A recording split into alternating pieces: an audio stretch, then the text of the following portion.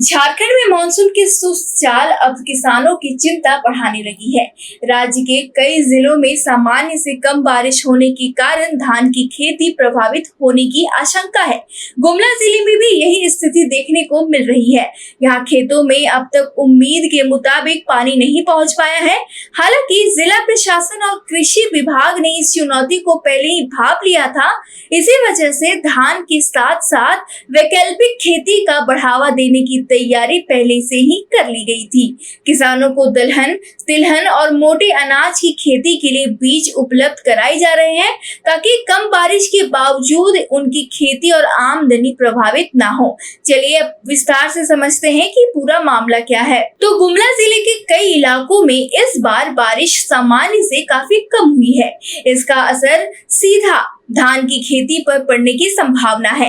धान की रोपाई के लिए पर्याप्त पानी नहीं मिलने से किसान चिंतित है, लेकिन कृषि विभाग का कहना है कि मौसम विभाग के फोरकास्ट को देखते हुए पहले ही वैकल्पिक खेती की रणनीति तैयार कर ली गई थी। इसी कारण इस बार लैंप्स के माध्यम से धान के बीज का उठाव भी सीमित रखा गया है। कृषि विभाग ने किसानों के लिए महुआ, मूंगफली, अरहर, उड़द और मूंग जैसे फसलों के बीज पर्याप्त मात्रा में उपलब्ध कराए हैं। विभाग का मानना है कि यदि धान की खेती प्रभावित होती है तो किसान इन वैकल्पिक फसलों की खेती कर नुकसान की भरपाई कर सकेंगे। इसके साथ ही किसानों को लगातार तकनीकी सलाह भी दी जा रही है ताकि वे मौसम के अनुसार फसल का चयन कर सके।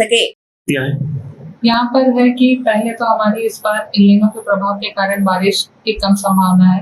इस वजह से लैंप्स के द्वारा भी बीज का कम उठाव किया गया, जिसमें किसानों के बीच धान का बीज कम उपलब्ध हुआ है। लेकिन धान के अलावा हम लोग वैकल्पिक फसल के रूप में पहला तो है मक्का, जिसको हम लोग ज्यादा से ज्यादा प्रमोट कर रहे हैं।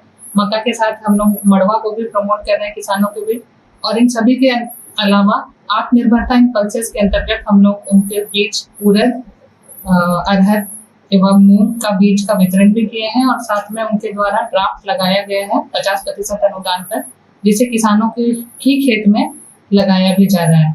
और हमारे डेमोन्स्ट्रेशन वाले जितने एरिया हैं उसमें हम लोग मूंगफली के बीजों का ज्यादा से ज्यादा प्रचार प्रसार कर रहे हैं ताकि किसानों को अदर देन धान नुकसान नहीं हो और वो इसका भरपूर लाभ ले सके। किसानों को सीड प्रोडक्शन के लिए भी आप लोग कर रहे हैं? किसानों को हम लोग सीड प्रोडक्शन के लिए भी प्रोत्साहित कर रहे हैं, जिसमें हम लोग आधार बीज का उनको मुहैया कराए हैं, जिसमें वो foundation seed to certified seed का प्रोडक्शन करेंगे।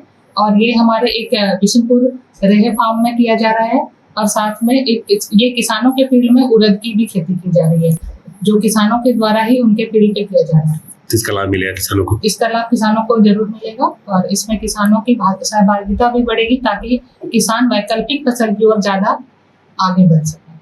जिला कृषि पदाधिकारी कुसुम प्रिया के अनुसार किसानों के लिए अरहर के 160 क्विंटल, उड़द के 76 क्विंटल, मूंग के 20 क्विंटल और मूंगफली के 60 क्विंटल बीज उपलब्ध कराए गए हैं। वहीं सीड प्रोडक्शन कार्यक्रम के तहत 10 हेक्टेयर में उड़द, 12 हेक्टेयर में महुआ और 4 हेक्टेयर में धान की खेती कराई जा रही है।